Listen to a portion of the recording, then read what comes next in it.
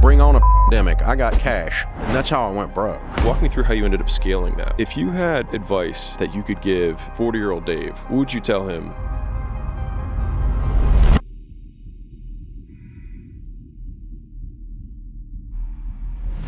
I am super thrilled to be here today because Dave's a legend, and I'm gonna give a little bit of an intro from my perspective of you. This is a little scary.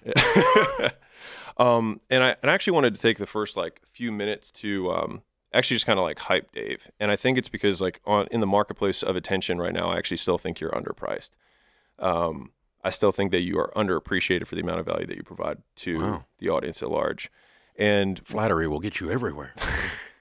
Got me here. But one of the things I wanted to hit on was I see, and I'm sure you do or your team does, there are a lot of people who take, I'll use the term fake gurus, but a lot of people who haven't achieved, a 100th of the level of success that you have, that take a lot of shots at you and, a lot specifically around your views on debt, but sometimes just in general. And, we have a big belief at acquisition.com that the only people who ever hate you are never ahead of you. And I feel like that's been extremely true, and it's been tough for people to be ahead of you in general. But I just want to give context for my audience that, number one, you've been doing this for 3 decades? Yeah, a little over, yeah. 3 decades. And your overnight 3-decade success. Yeah, for real. And, just in time to get old. And what I'm going to be directing the conversation today around is actually around business stuff. So Dave has a zillion things on personal finance. I mean, I think that was the wedge product that built absolutely a lot of everything. But because our audience is predominantly business owners, I want to focus on the actual building of Ramsey solutions and kind of some of the things that you learned along the way, some of the big mistakes that you did, some things that you'd go back in time and would have done differently. And even as you've kind of scaled the brand. So that's kind of the direction. Okay. Does that work? Sure. Okay. So can you give a little bit of background in terms of how Ramsey Solutions, the education business, which was the first business, correct? They've all kind of evolved together. Okay. Yeah. How did that come to be? And then what was your thinking around the business model at that time? And what has it evolved into? Oh. Well, all of it started extremely primitive. I mean, 1 + 1 = 2 barely, kind of thing. And so, for instance, we started, I went down, there's a talk radio show, or a talk radio station in Nashville at the time that was in Chapter 11 bankruptcy. And there was a guy doing a bad financial show, like a Saturday Night Live skit, on there. I went on as a guest on the bad financial show. And I didn't have any books. I just went on for fun. I was actually promoting a real estate club I was in.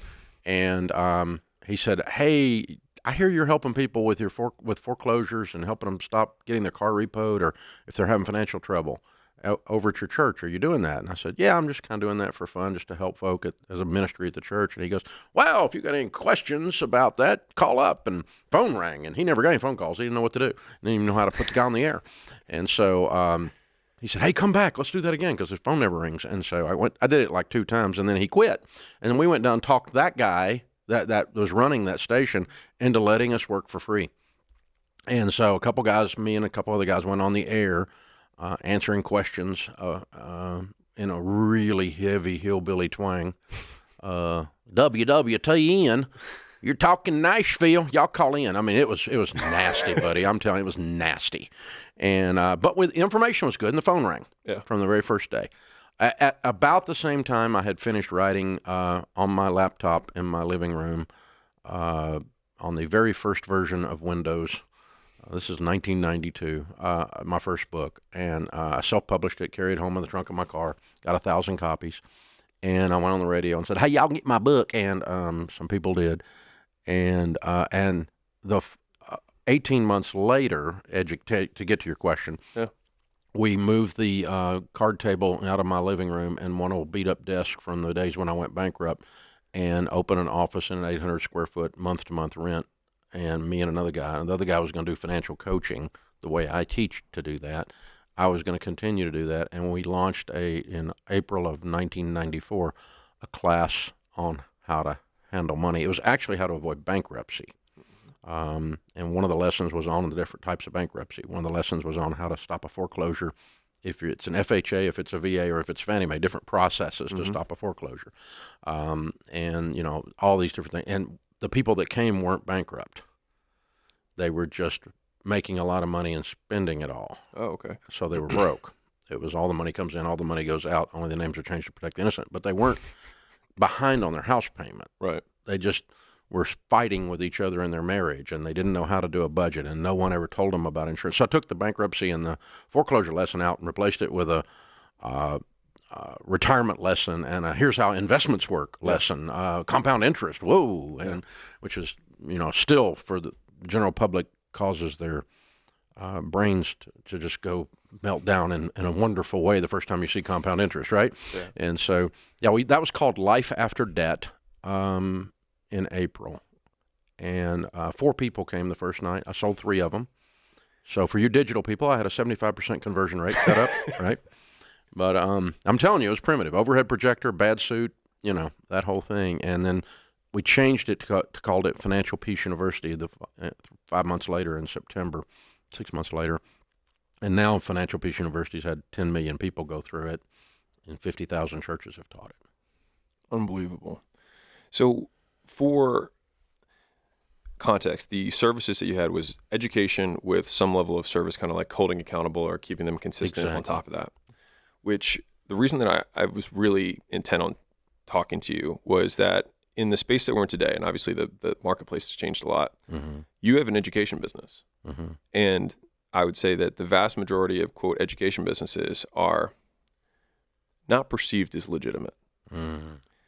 How do you think you've been able to anchor in it? Like, it's very clear that Ramsey Solutions is a legitimate business, obviously. But why do you think that so many of them are not perceived that way? Like, what's the gap? What are people missing there?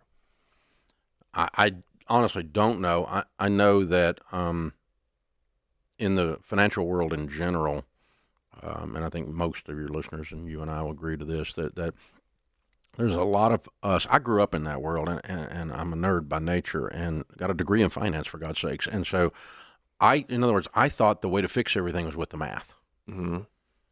And math treats the symptom, right, not the problem. And what our brand differentiator, and it may be the difference in what you're talking about as well, is that we did come to understand that it's a behavior problem. It's personal finances, 80% behavior, 20% head knowledge. I've said that 8 million times in 30 years.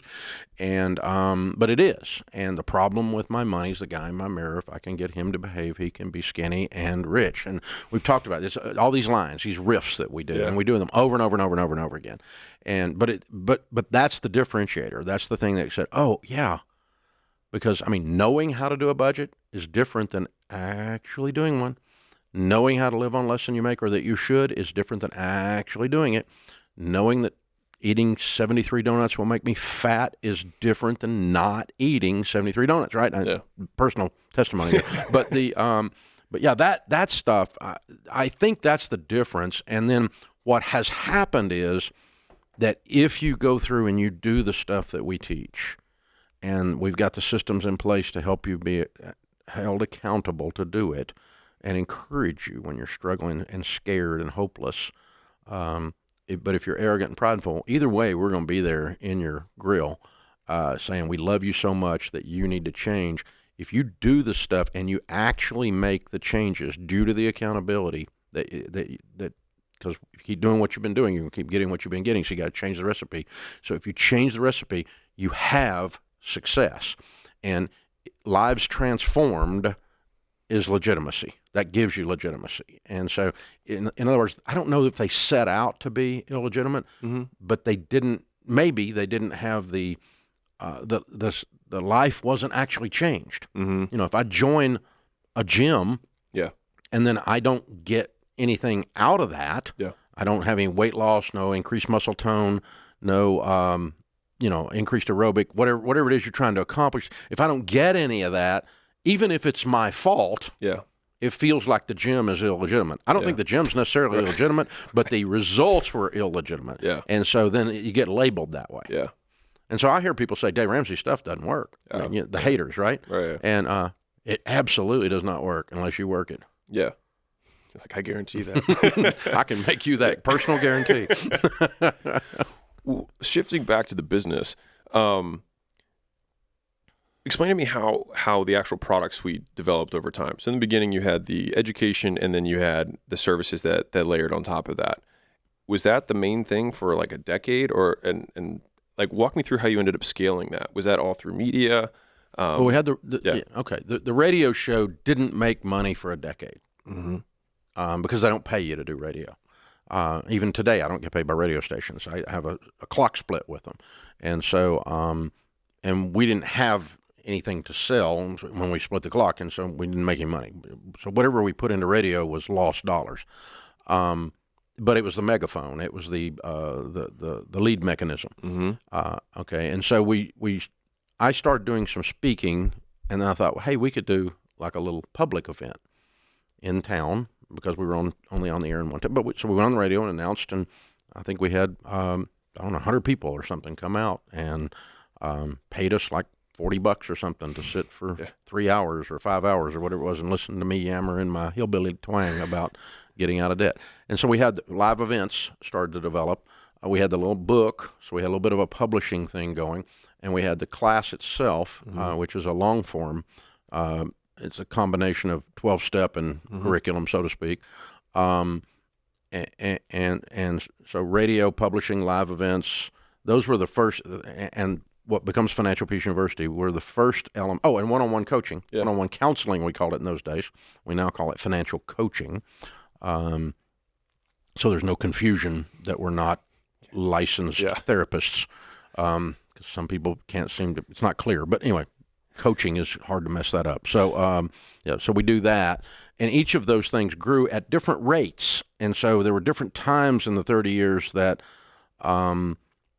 Financial Peace University was bringing in the lion's share of the money.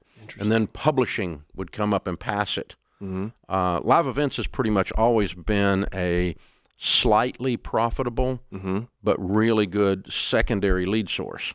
Okay. So if you come to a live event, because you heard us on the radio, it's going down the funnel, the marketing funnel, so to speak, and then they might buy Financial Peace University, which is, a 9-week commitment and a higher, instead of a $20 event ticket, it's $80 to go through it or whatever. So we were working that, and there were always books on the back table too. So, and so once those things worked, and the book, then we had a New York Times, the book eventually evolved and was purchased by a publisher and became our first New York Times bestseller.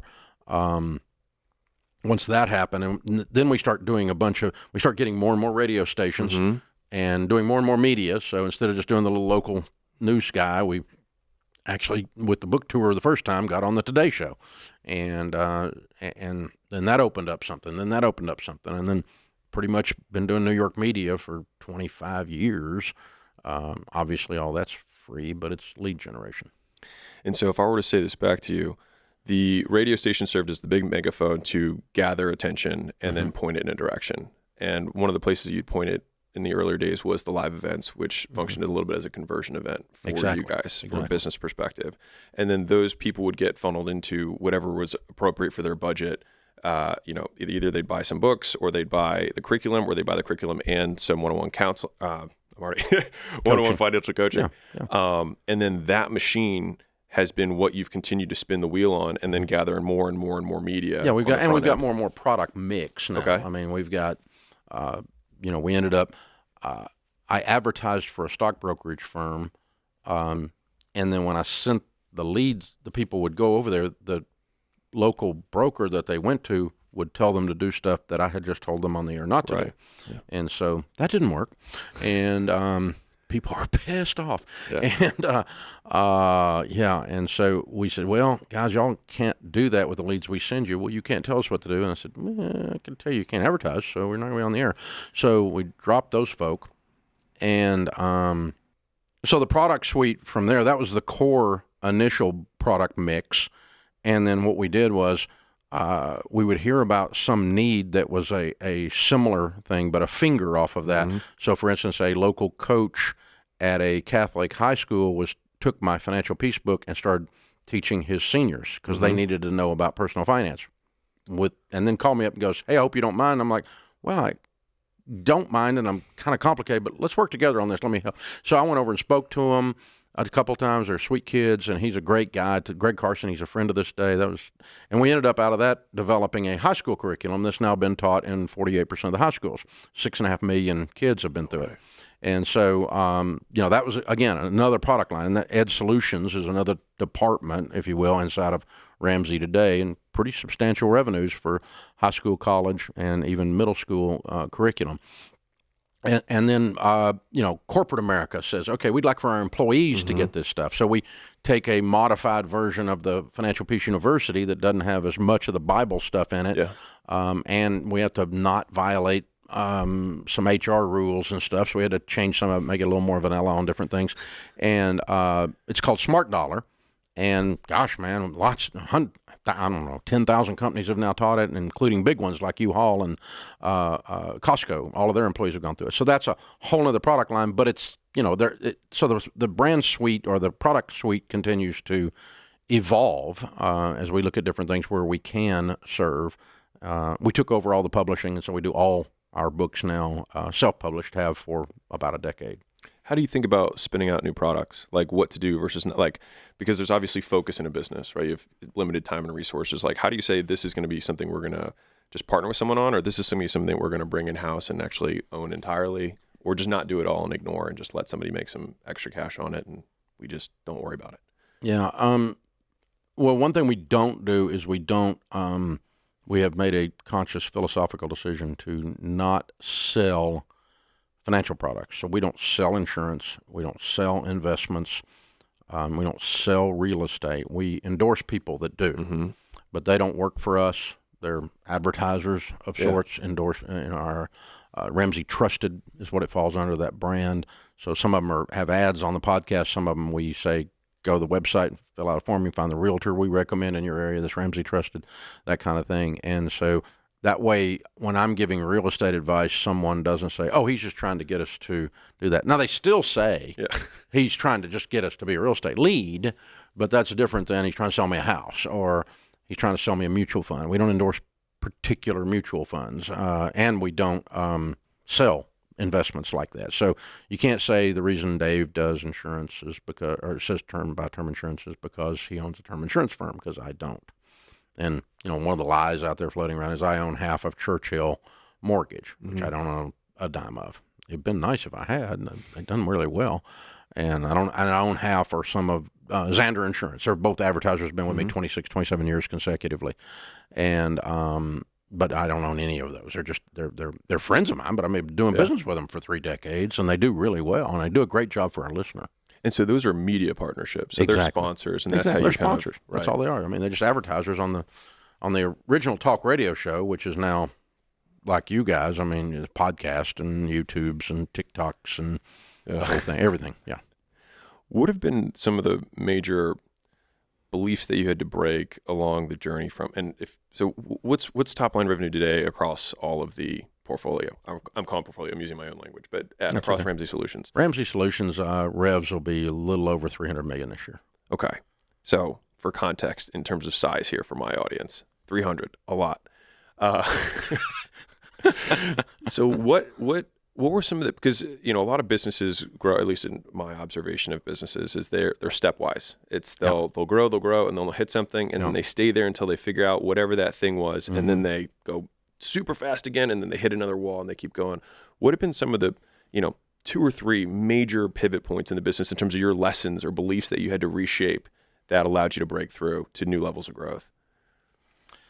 I think because the product line was so diverse,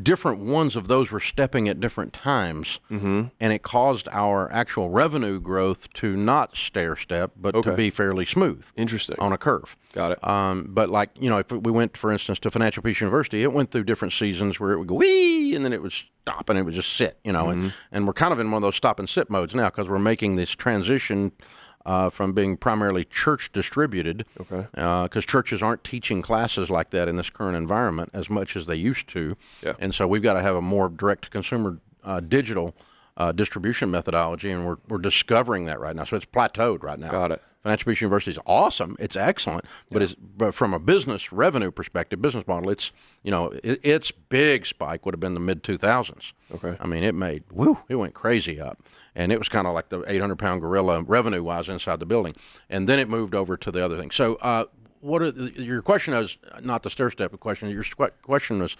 what are some milestones along the way? Like lessons, beliefs that you had to shift that allowed you to be an entrepreneur that could get to. I mean, do you remember when you hit your first $10 million a year, your first 30, and your first 100, and your first, any big changes that happened in you as a person that you can denote and say, I learned this, and this is why we were able to break through that? Yeah, I figured out fairly early that that organizations are not going to outgrow the character and intellectual capacity of their leadership. Primarily me.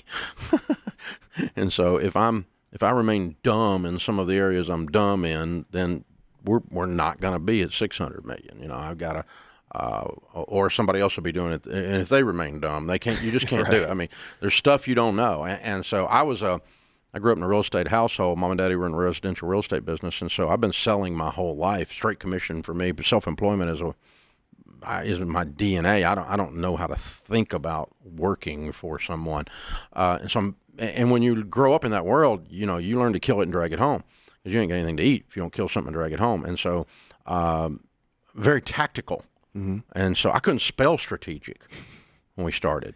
And we got large enough that we started hiring these things called MBAs, and these people that actually had, and now over the years I've got a ton of MBAs on the team, and I love the MBA programs. Most of them that are out there, they do a really good job of teaching. But one of the things I learned almost universally about MBAs, they are heavily steeped in strategic thought. And so the MBAs on our team and me about 20 years ago made a really good trade. They taught me how to think strategically because I didn't know how, and I taught them how to work. So it was a good trade. And so would you say that basically them coming in and talking strategy was a big unlock in terms of growth? Critical thinking skills, the way you solve a business problem. How do you, I would just go in there and go, okay, the answer is activity. Just go run into the wall enough times and the wall will fall down. Meanwhile, the MBA standing over the side going, hey, Dave, over here, there's a door. If you just walk around, you don't have to run into the stupid wall. This is dumb. And so, because they're looking down on the maze, the labyrinth, and can see the way through. And I'm just going, just get after it. Just get in there and hustle, and you need to have both. You got to have the energy of the hustle and grind, and because when in doubt, activity is the answer. But unfocused, unplanned activity is not always fun. It causes pain sometimes too. So we're much better at what my friend Jim Collins calls calibrated cannonballs now than just firing cannonballs.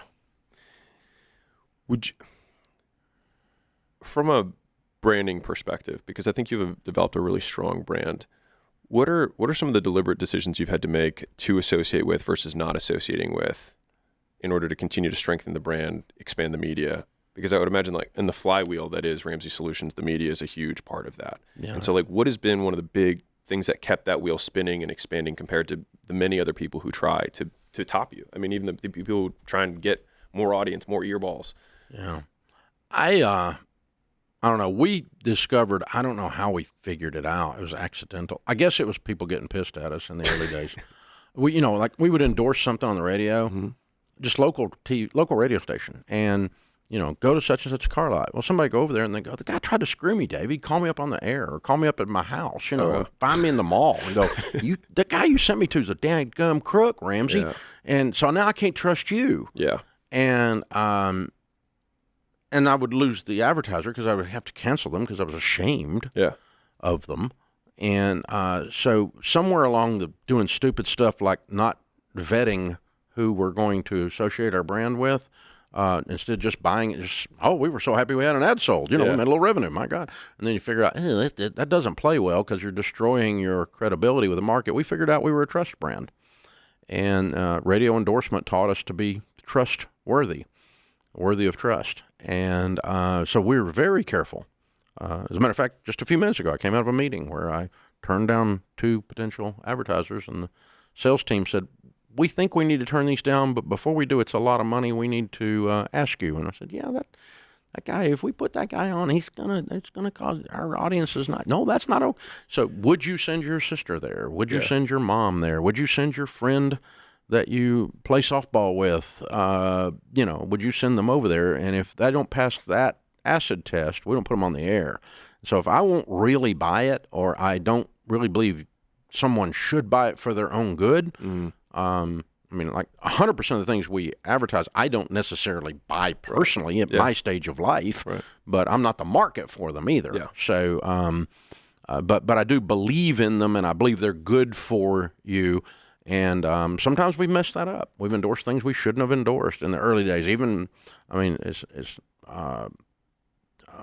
the last few years, I've had a really disastrous one that was a mess, and it's caused me all kinds of problems. But initially started out good and then turned bad, and we didn't cut them off fast enough, and that's our fault for not cutting them off. But we weren't doing it for money. We're trying to help people, and so it's a trust brand, and so no single relationship, advertiser, endorsement is it could not possibly give you enough revenue in our world to offset the damage it will do if they don't take care of the customer. Yeah.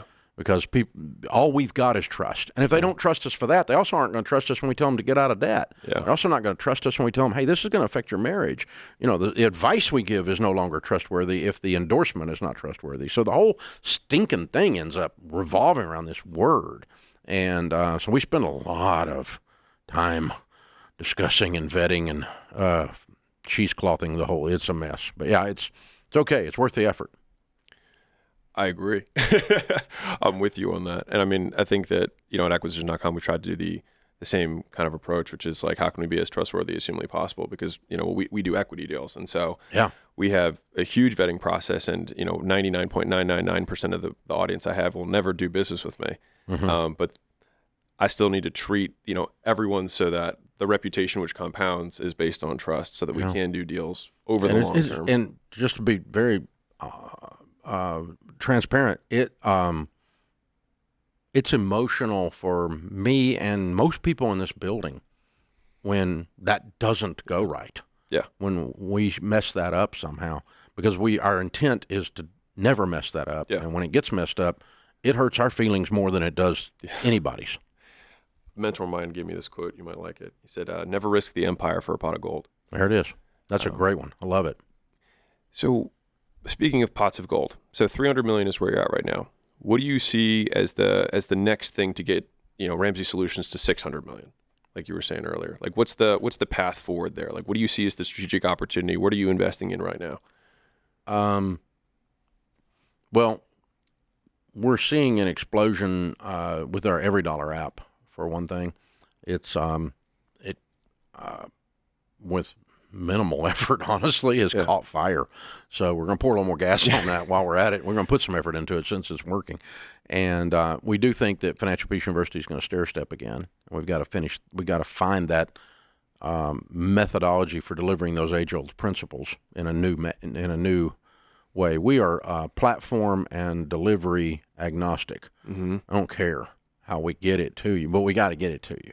And it's not, and efficiently with the least friction possible, so people actually do the stuff. And so that's there. Some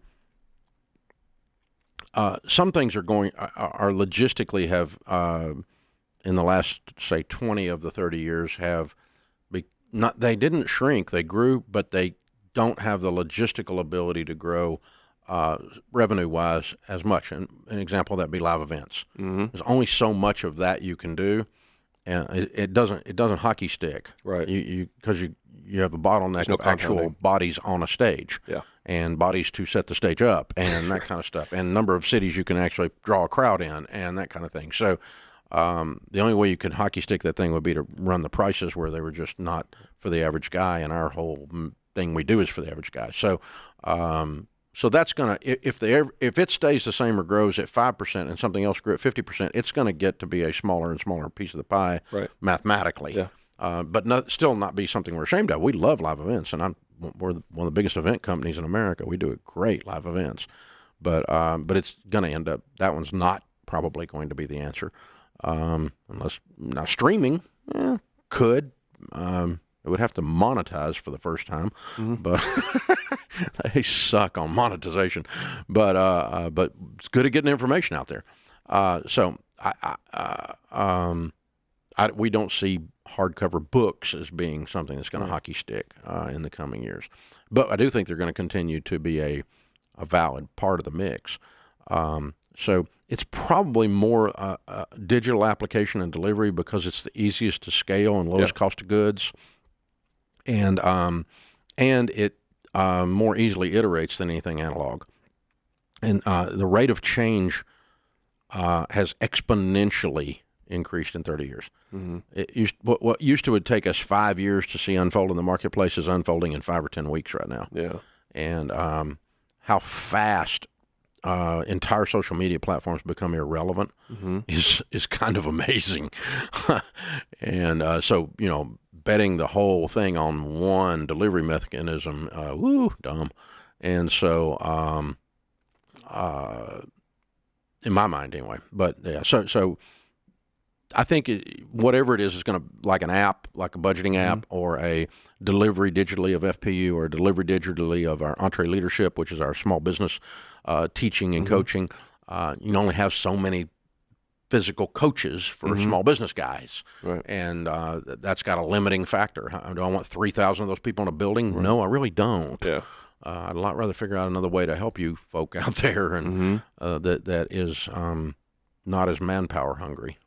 So when you said the Every Dollar app just kind of like took off, is that like a micro example of how product iteration works for you? Is like, let's throw something together, let's see how it works, and then if it starts taking off disproportionately to like the effort, you say, okay, now we're going to invest more resources in it? Yeah, we put a huge amount of effort into building it and launching the initial. Yeah. It was a major initiative and a push, and then it kind of, it's had a good growth rate, but it really wasn't. But something shifted in the marketplace, I mean, literally in the last 4 or 5 months. Okay. And the way the consumer is viscerally responding to the word budget differently than they were certainly 10 years ago, but probably even 10 months ago.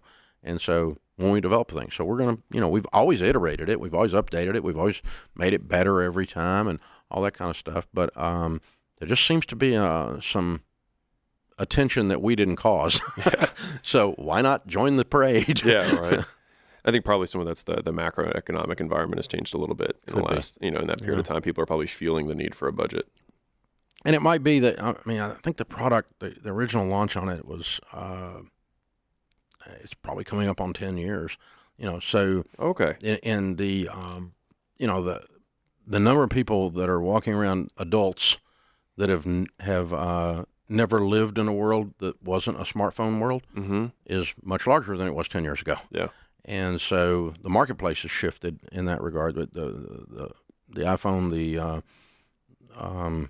whatever smartphone is native to a much larger percentage of the population than it was when it was launched. So we may just be seeing that demographic shift, and that they're aging into it. Yeah, because that age group. I mean, if you're 28, you wouldn't ever think of doing a budget on paper.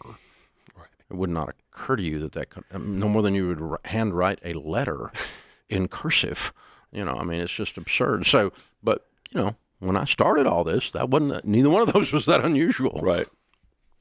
So speaking of the app in particular as an increasingly large part of the pie, how does it measure compared to the other pieces? Like just by percentage, you've got the events, you've got the education, you've got Entre Leadership, you've got the app, you've got the live events. Like how do those divide up in terms of like size for Ramsey Solutions?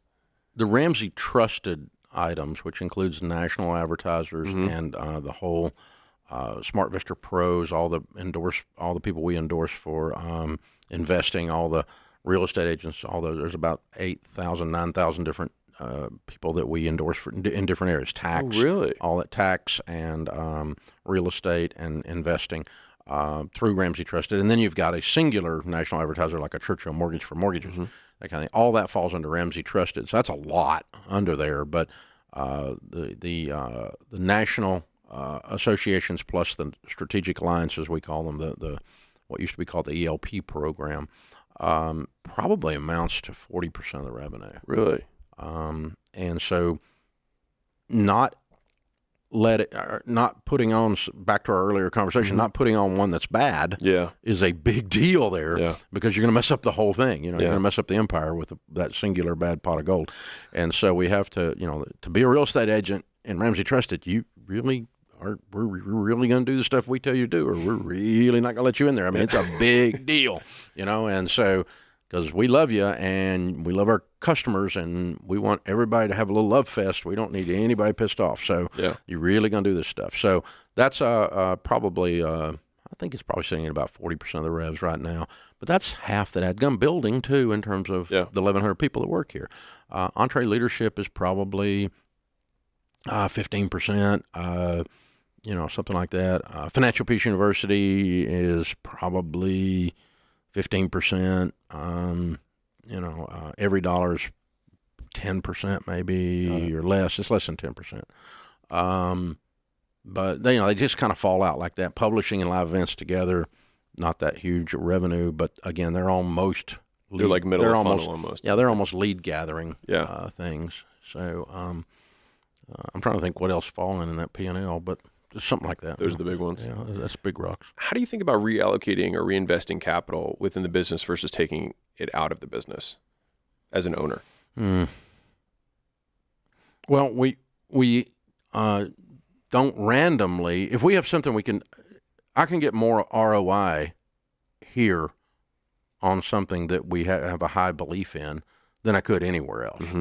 I mean, certainly on mutual funds or real estate. Right. I mean, I love mutual funds and real estate, but I mean, I can get 1,000% ROI on launching a product. Yeah. And I can't even approach that on this other stuff. So I would rather deploy the capital here, but I don't need to deploy it stupidly. So when in doubt, we take it home. And when in doubt, take it out. That's it. And plug it into plug it into generosity and plug it into some more real estate or mutual funds.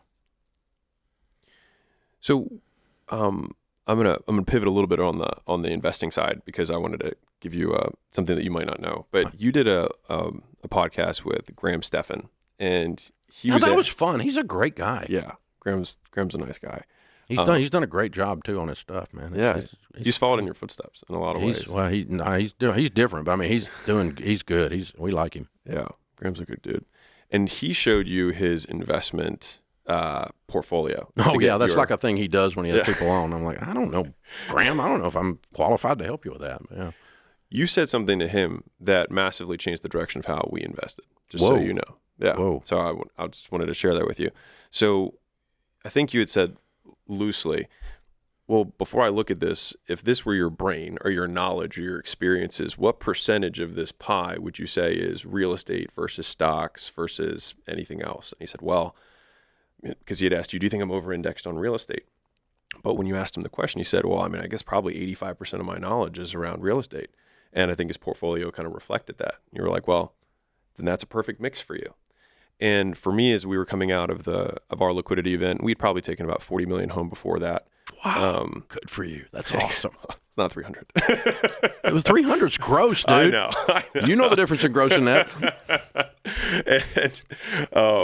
But anyways, and so I had while I was growing the business, I basically just didn't really invest at all. I mean, I just put it in indexes and was like, I'll deal with it later. And then we had the liquidity event, and I talked to probably every guy that I know who was richer than me and was like, what should I do with all this? And the answers that I got were as different as there are people under the sun. Yep. Which left me more confused than anything. And so the reason that little piece of advice that you gave to Graham was so meaningful for me was that it was personalized. because everybody told me what they did and what had worked for them. But, you know, one of the guys I asked was like, oh, take all that and buy one huge building. And I was like, I don't know anything about, I was like, I don't want to risk everything on one building. He's like, well, I've been doing this 30 years. Like, that's what you should do. It's like, but I'm going to mess this up. That scares the crap out of me. Yeah, I have no idea. Tenants and termites and toilets and all that stuff. I have no idea how any of that stuff works, right? And so when I thought back on, when I looked at that pie and thought, okay, well, what's my knowledge base? It was like, it's all business. Everything I've done has been business, and all the money I've made has been business. And so I showed that clip to Layla, my wife, and I was like, I think this is what we should do. I think we should just stick to business and just buy businesses and grow them. Ooh, and I love it. That's what we did with acquisition.com. That we're like, good for you. That's a great, wow. But that little piece of advice changed the direction of how we allocate all of our assets and what we do, because it's funny because if I was going to write a $5 million check into a building, I got like, you know, 3 or 4 deals that were around that size in terms of check size. And I'd get all the way to the end and I was like, I don't know what I'm doing. And I'm just trusting that this is a good deal. Like I had the Excel sheet and the, you know, projector returns and all this stuff. And I was like, I don't feel good about this because I don't know. When on the flip side, if I'm going to write a $5 million check into a business, I feel fine about it because I'm like, oh, I know how, like, I don't know everything, obviously. No, there's a but I million mean, things that could go wrong. it's your sandbox. Right. Yeah. And so, anyways. That's beautiful. I love that. That's what happened was we had a product that we called Wealth Coach for a little while. And we ended up doing these very small, but I don't know, we charged more than we ever charged, like $1,000 or something. We always charged $20. So to come to this little seminars. And we ended up talking to these people that were millionaires or 5 million and 10 million. And I kept asking them, okay, what do you put money into? Because they've actually done it. They had money. Like you've actually done it. You have money. And so it's not someone with a theory on TikTok, you know.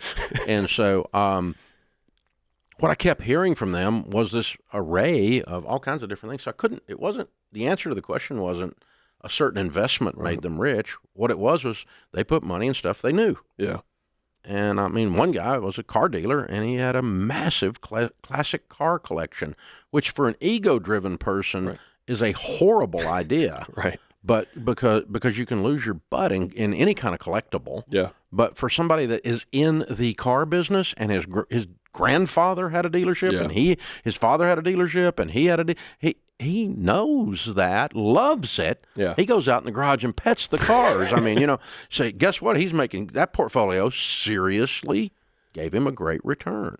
Now, do I recommend to the general public, go get a car? No. No, put money in stuff you understand and you love, and don't put money in stuff because it sounds fancy or somebody, you know, it sounds sophisticated. Because there's something that happens when you get money. You think that everybody that has money is sophisticated about their investing. And what I figured out is almost no one is. Yeah. They're very primitive. I mean, a lot of people I talked to were farmers, and you know what they got? Lots of land. They got dirt, man. That's it. Just dirt. And it doesn't even, I mean, they don't even necessarily plant it, but they just buy dirt. And one guy had 8,000 acres of dirt, you know, and I'm like, God, in Kansas, you know, I'm like, golly, I wouldn't even more, because I don't know anything about that kind of dirt. I like real estate, but that would scare me to death. Yeah. But for him, it was the most comfortable, natural thing in the world, to your point. And so I just learned that put money in stuff you love and you understand. Don't put money in stuff because it sounds sophisticated, because you're getting ready to lose your butt, because you're trusting some guy who doesn't have any money who's trying to sell you something and driving a bad car. And we won't name the bad car, but anyway, I mean that's where that came from. Was just anecdotally hanging out with those folks and researching it, and it gave me peace because I was starting to make bank for the first time, and I'm like, I need to be like doing double backflip limited family partnerships or some kind of crap. I don't even know what they are, but I probably ought to be doing one if I'm making this kind of money. And then you talk to a guy and he's like, yeah, you ought to do a double backflip with a twist. And I'm like, yeah, but get right up to it. And I'm going, I don't half understand. No, I think I'd rather just bury it in the backyard than that, because at least I know where it is, you know? It's funny, though, because even with the dirt example, there was a guy who his entire investment strategy explained in an interview. He was like, you guys are going to be bored about what we're going to do for the next 55 minutes because I can explain it in 5. And we're like, and I'm listening. I'm like, okay, here's it. He's like, okay. So what I do is I find a city and I find the main street, because usually there's a main street that goes through the middle of the city. It's the oldest street, whatever. It's like, and then I take a ruler and I go out 30 miles. He's like, and then I buy all that land. He's like, and then I wait 20 years.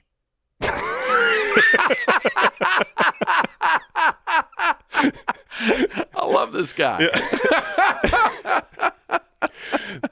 And what are the big... Any questions? Yeah. He's like, so what do you want to do with the rest of our time together? They're like, so how do you hedge? He's like, oh, buy it in cash because you can't take loans on land. And yeah, that's what I do. And we've been doing that for many years. I had dinner with a guy the other night that had $2 billion net worth, and he's second gen, but his dad was doing dirt, not unlike what your friend was doing. And then he couldn't get the bank to do the deal. He was borrowing money to do the dirt. And so he bought the bank. It was a little hometown bank, and they screwed with him, and so he bought it. And he's like, okay, now they'll behave. And then he started making money on the bank and got in and got to figure out how banking. And now they own like 15 or 20,000 acres, 3 wineries around the world, and a whole bunch of banks, bunch of community banks, and they're multi-billionaires. And so, yeah, but it started from that, and they don't really do anything else. The wineries are more of a fun project. I think they know what they're doing with those. Probably the way he was talking, he knew wine, and but he knows banks, and he knows dirt, and that's where all their money is. Yeah, and they're not diversified for having as much billions. With an S, I mean, it's interesting. Those kinds of people are enthralling to me. And it's interesting because most of the billionaires that I have looked at, they usually make their money in 1 or 2 vehicles that they know exceedingly well, where they feel like they have an unfair advantage. And like they get there not because there's a marketplace advantage, but because they have an information advantage. They know it better. Exactly. And I mean, if you go through the Forbes 400, I think it's 67% last time I looked are first gen. They're all billionaires now. You don't qualify if you don't have a B. And they're first gen, and I think I looked at them. Of the first gens, it was 90-something% were business driven. So it was Michael Dell, Bill Gates, Hobby Lobby, David Green, Chick-fil-A, Truett Cathy, and so they started a business, and it led to either they took it public or they just monetize the crud out of it, and it just has a marketplace valuation. Oprah, but the secret of Oprah's wealth is not her celebrity status; it's the empire she built under the celebrity status. And so, you go down those things like that, and you go, okay, you can get to $1 to $5 million net worth with your 401k and your paid off home. But mathematically impossible to get to $1 billion in your 401k. It's not possible to do it. So you got to there's other strategies to be involved if you're going to do that. So I wanted to take a quick second because it'd be hard for me to talk to Dave Ramsey without talking about debt. And a lot of people, so in my audience, I'm kind of debt agnostic. I don't talk much about it. But a lot of people don't know that I actually have no debt either. And so everything I've bought to this point in my life has been cash. Now, I'm not against debt. I just kind of like talk about, when I get right at the edge of something, I end up not doing it. It's been that way with most kind of loan things in general. And I read Total Money Makeover years ago. And you had this line in there about debt that was, I'm going to try and say it back to you as I understood it, because there's obviously the biblical component, but for everyone who might not believe in that, I wanted to give at least my rational understanding of how you see it, which is that debt introduces risk, and risk when compounded over a long enough time horizon, no matter how big a number you acquire, any number multiplied by 0 is still 0. And so if you know that you're going to be playing this game for a very long time, even a small amount of risk when you're going 200 miles an hour can flip the car. That was my understanding of how you saw debt. Is that accurate? That's how I saw it, or at least I interpreted your view on debt. Now, that line is actually from Warren Buffett. He in one of his famous annual reports, they're very cheeky and fun to read, and especially the opening paragraphs or so. In one of those, he was talking about in a down year like '08. We soon discover that leverage is not always your friend. That, those of us that could do math realize that any number multiplied by 0 is going to equal 0. And that does that for you. So it's again, having grown up in the real estate business, one thing you're going to do in the real estate business when I was growing up, if you said, I'm going to be a real estate investor, they took you to the hospital, they took out your risk meter, and they broke it with a hammer, and they put it back in. You're not allowed to perceive risk if you're going to be a real estate guy, because it's a glass half full. We're eternal optimists. Everything's going to work out because real estate's always awesome. It's just awesomeness on parade. You can't mess this up. The renters will pay your rent. Oh God, I'll pay your mortgage. How can you mess this up? And so if a little bit of leverage is good, then a lot of leverage is amazing. and that's how I went broke. Yeah. I leveraged up to my eyeballs had a bunch of short-term notes, and the bank did the unthinkable and called my notes when they got sold to another bank, and they saw a 26-year-old kid owed them $1.2 million on the 90-day notes doing flips. And this was before Chip and Joanna told us how to do it, and so do a flip. Oh my God! And we didn't have HG channel to tell us how to fix up a house. Without cable TV, I did this stuff, and so. Yeah, so that's where it came from. And then what happened to me, because I lost everything following the borrow all you can because it works plan, I had to stop and go, I think I've got a bad set of rules. The playbook I've got sucks. I keep losing. And my kids are getting skinny. I mean, this is not working. Right. So when I did that, the first, as you said, the first door I went through was had just become a Christian, and so I started studying the Bible. And so, as a matter of faith, I started reading scriptures, and all the scriptures say negative things about debt. It doesn't say it's a sin. It doesn't say you're going to hell, but it's stuff like the borrower's slave to the lender. You're a fool if you cosign. I mean, it says these things in Scripture. And then you talk to old rich people, and they go, well, you stay out of debt, boy, and okay, that's kind of God's and grandma's ways of doing it. So what did I miss in academia when I fell in love with leverage from an academic viewpoint? Because it's incongruent to me that if this book of wisdom and these people that are long in the tooth with gray hair that have proof, social proof, they've got money and they kept it, are all saying avoid debt. What is it that we're missing in academic land with my intellect? So spiritual, social proof, now I got to solve it intellectually. And what I ended up doing, I ended up speaking at Vanderbilt to a group of MBAs early in my career, and it forced me to, because I knew I was going to go in there and get tackled, right? Because they're going to go, you're primitive moron, you believe the Bible, you don't know anything, and you don't know how to do math. And I know how to do math. As a matter of fact, it's about all I know how to do. I'm a math guy. So what I figured out was that in business debt or real estate debt, business is not publicly traded. No one includes all the math. They leave out a risk factor associated with debt mathematically. And so we look at a very inaccurate and primitive measure of leverage. And so if I can borrow this money at 2% and I can invest it at 8%, why am I not making 6%? Well, A, you left out inflation, B, you left out taxes. But aside from that, and that's pretty basic, because this is the argument. It's that the argument is that primitive. Right. But you did not adjust for the risk you took on. Because I think we can all agree, if you have a business that's doing $10 million top line and you've got $12 million in debt, you have a lot more risk than if you had $2 million in debt. And even $2 million is more risk than if you had zero debt. We can agree that debt is equal to risk. And if we can agree to that, then we ought to be able to assign, if we're going to really get down in the analytical jungle, we can assign a mathematical formula to that. Well, ta-da, there is one. It already exists. We just never applied it in that. In the investment world, they teach us to adjust.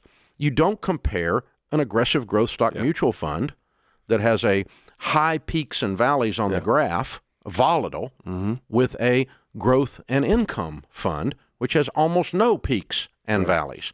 So a growth and income fund may have a beta of a 0.8, meaning it is only 80% as risky as the S&P.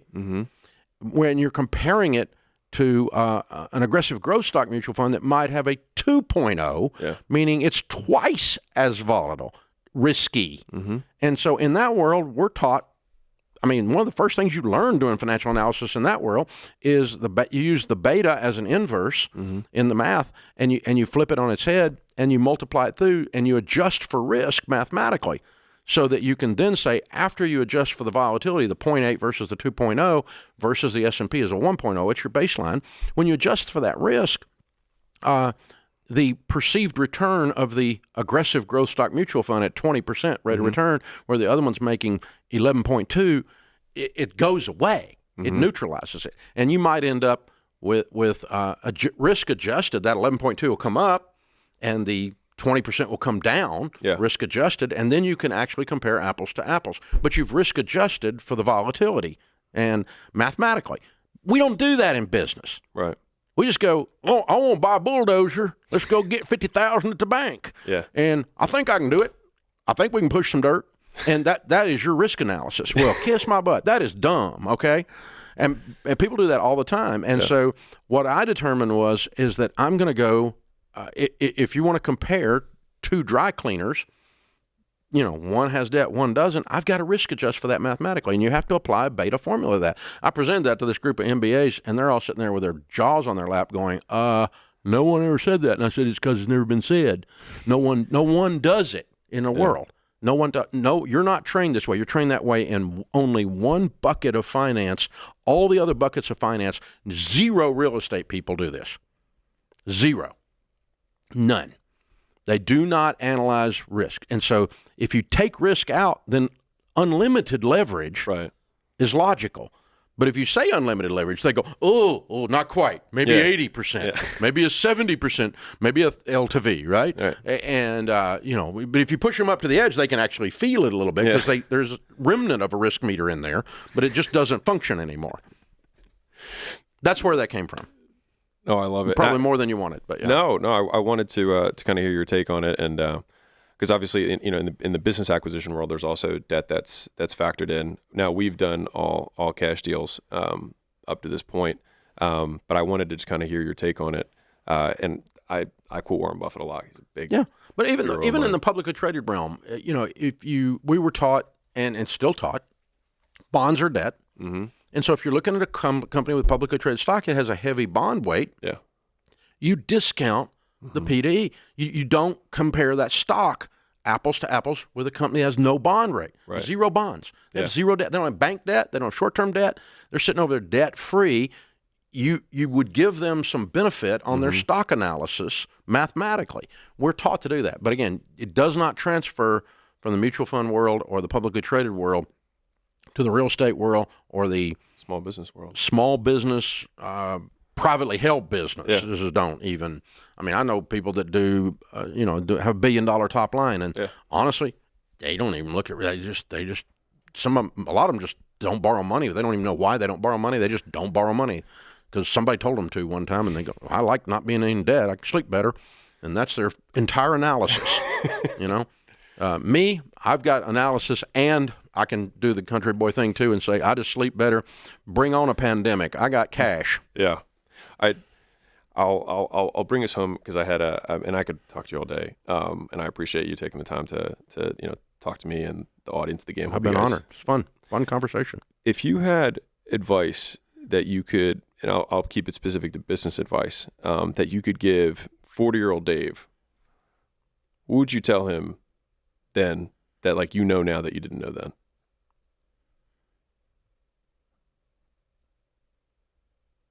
Play incremental long ball. Don't look for the home run. I keep waiting for somebody to call me and for this to get easy. One phone call and it's all over. And it's like, oh, now I don't have to think about it anymore. Someone else is going to do it for me. It's all automatic. It's never going to be automatic. It's never going to be easy. It's a hustle and grind. It's a claw. You're going to make a bazillion mistakes. Make mistakes that are experiments that you survive. You put out a hypothesis, you survive the experiment. To live another day to have another experiment. Put out another hypothesis, another product that fails, another idea that fails. And our failures at Ramsey are in number and in money are way greater than our successes. The only thing is we survived them. A, we didn't have debt, and B, we never bet the farm on one horse. And so from a diversification standpoint, we never pushed all the chips to the middle of the table on one hand. And so we're not looking for the singular home run. We're looking to survive and fight another day and keep iterating. And the culmination of that, the accumulated value of those iterations are what we call the gleaming mountain of success, which turns out as a pile of garbage and mistakes that you're just standing on rather than laying under it. I love that. One of the sayings that we have in our community is 100 golden BBs, no silver bullets. There you go. That's the one. That's exactly, you beat me to, that's much better than mine. I would have just gone with that. It's the same thing. I keep waiting on the phone call, but I mean, it's never, I've had a couple of them I thought was it, and then I was, found out they were just people and they weren't magic. Well, it's funny because I joke with our community, because a lot of my community is small business owners, probably, from $100,000 a year to $100 million a year is probably like the broad brushstroke of the people who are listening to this. And the biggest thing a lot of them suffer from is, shiny object syndrome, is that as soon as something starts to get hard, something new looks easy. And so they jump from the hard thing to the easy thing. And really it's just uninformed optimism. And then they get into it and then they have informed pessimism. That's beautiful. That's beautiful. Yeah. I mean, by the time it shines, you're late. You're late. It's too late. I mean, if you think TikTok is new, you're late. Yeah. It's already not new. It may have already turned down while we were talking right now. Well, I mean, if we have a second, let me know. In terms of how, because you've survived's a strong word. You've thrived, platform agnostic. You were in radio, you've done live stuff, but then I see YouTube clips of your show pumping out every day. You guys crush it on YouTube, and you do it kind of your way. How have you thought about navigating platforms as they come and go, and how you kind of like reinvest in where are we going to make a bet and say, okay, we're going to start expending resources here? Or is it just, if there's attention, we'll go there? Like, how do you think through that? We try to go there, and then we expend resources based on results.